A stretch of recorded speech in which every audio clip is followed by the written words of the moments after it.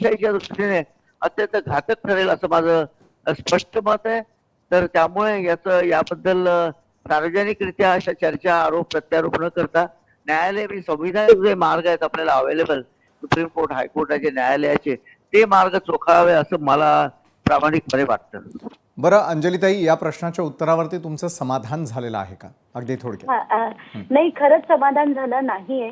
कारण याच्यात मला 2-3 मुद्दे आणि मांडायचे होते की जसं मी म्हटलं की आता जी मी क्लिप बद्दल तुम्हाला बोलत होते की ती दाखवा, त्याचं कारण असं आहे की त्या क्लिपमध्ये सगळे ज्यांचे पत्ते आणि त्याच्यावर 0 क्रमांक, घर क्रमांक 0 दाखवला गेलाय, त्याच्यावर इलेक्शन कमिशननी दिलेलं उत्तर हे मला अतिशय धक्कादायक वाटलं. म्हणून ती मी क्लिप प्ले करा असं तुम्हाला का सांगतेय. त्याच्यात इलेक्शन कमिशनर स्वतः म्हणतात की तुम्ही श्रीमंत आहात, पण असे असंख्य लोक आहेत जे रस्त्यावर राहतात, ज्यांच्याकडे घर नाही, पण ते मतदार असू शकत नाहीत का, म्हणून अशा लोकांचं रजिस्ट्रेशन जे केलेलं आहे त्याच्यात घर क्रमांक 0 आहे. तर मला साहेबांना हा प्रश्न विचारायचा आहे की माझ्या माहितीप्रमाणे प्रत्येक वोटर रजिस्ट्रेशनला एक फॉर्म नंबर 6 भरावा लागतो आणि त्या फॉर्म नंबर 6 मध्ये तुम्ही त्या विभागात राहतात की नाही याचा पुरावा द्यावा लागतो.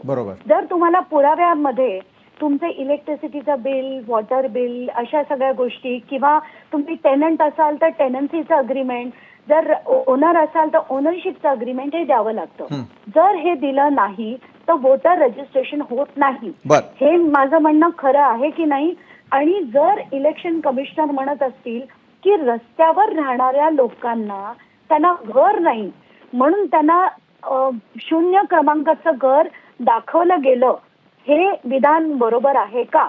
दुसरा प्रश्न, त्यांनी जे मांडलं की आता हे पिटिशन मूव्ह केली पाहिजे, कोर्टात गेलं पाहिजे. जवळजवळ 2 ते 2.5 वर्षापूर्वी ठाकरे गट आणि शरद पवार गट, अगेन मी सांगते, मी या जन्मी त्या शरद पवार गटाचं कधी समर्थन केलं नाहीये आणि ठाकरे गटाचं तर मुळीच नाहीये. तर अशी लोक पण जेव्हा सुप्रीम कोर्टात गेली आणि इतक्या इम्पॉर्टंट गोष्टीवर की त्यांचा पक्ष फोडीचा जे पिटिशन त्यांनी फाईल केलं, गेले 2.5 वर्ष त्याचं हिअरिंग नीट होत नाहीये. आणि अशाच वेळेस आणि एक उदाहरण मला द्यायचंय, सिंचन घोटाळा जो मी 2012 साली मी पिटिशन फाईल केलं, ते 2022 मध्ये जेव्हा अजित पवार आणि फडणवीसांचं युती सरकार झालं, ती चौकशी होत असताना सरकारकडनं कोर्टात ऍफिडेव्हिट दिलं गेलं की आता आम्ही चौकशी बंद करत आहोत. हे दिल्याबरोबर ते पिटिशन जे मी 12 दिवसात लढले संपलं, 1 मिनिटात संपलं. आता असं असताना आणि कोर्टाची इतकी अफाट पेंडन्सी असताना कोर्टात जाऊन न्याय मिळेल का? मग खरा दरबार तो जनतेचा दरबार असतो, म्हणून त्यांनी जनतेकडे जाणं योग्य नाही का?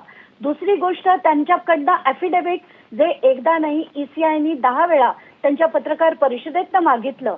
माझं असं म्हणणं आहे की अनुराग ठाकूर यांनी देखील पत्रकार परिषद घेतली. राहुल गांधींपेक्षा जास्त गंभीर मुद्दे, 3 लाख मतदार गायब आहेत असं ते जे म्हणाले, त्यांच्याकडनं सुद्धा इलेक्शन कमिशननी का ऍफिडेव्हिट मागितलं नाही? का फक्त राहुल गांधींकडनं मागितलं, फक्त विरोधी पक्षांकडनं मागायचं? आणि सगळ्यात महत्वाचा मुद्दा की हे इलेक्शन कमिशनर हे आधी अमित शहा यांच्या अतिशय त्यांच्या बरोबरीने काम केलेले, एकदा नाही असंख्य वर्ष असताना अशा व्यक्तीला इलेक्शन कमिशनर अपॉइंट करणं हे कुठल्याही सत्ताधारी पक्षाला शोभतं का? बरोबर आहे. या सर्व प्रश्नांची उत्तरं घेऊयात. तुम्ही ज्या क्लिपचा मगाशी उल्लेख केलेला आहे ते देखील आपण आपल्या प्रेक्षकांना दाखवणार आहोत. त्याचं उत्तर अनंत कळसे सर यांच्याकडून घेण्याआधी भाजपचे प्रवक्ते विश्वास पाठक, मी आपल्याकडे येतो. विश्वासजी, एका बाजूला राहुल गांधी किंवा इंडिया आघाडीच्या काही नेते मंडळींनी जर प्रश्न